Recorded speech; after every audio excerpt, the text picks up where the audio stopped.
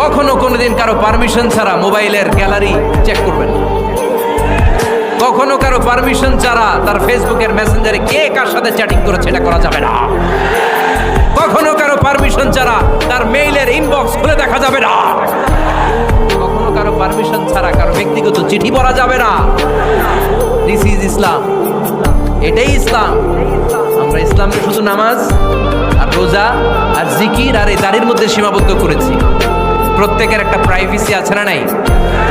Everyone has privacy and no one should interfere in his privacy or in her privacy. প্রত্যেকের একটা privacy আছে না নাই? মানুষ ছোট হলেও তার একটা সম্মান আছে না নাই?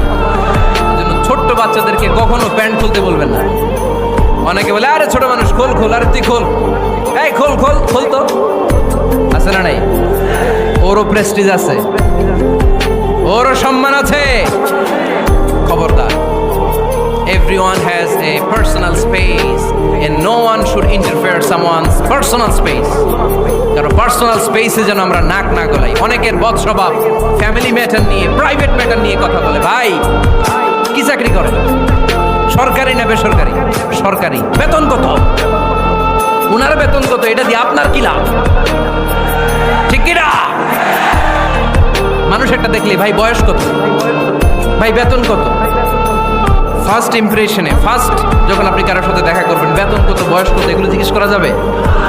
কেউ যখন কারো ঘনিষ্ঠ হয়, বন্ধুতে রূপান্তরিত হয়, তখন এই কথাগুলো। শুরুতেই প্রাইভেট ম্যাটার নিয়ে, পার্সোনাল ম্যাটার নিয়ে খোঁচাখুচি করা যাবে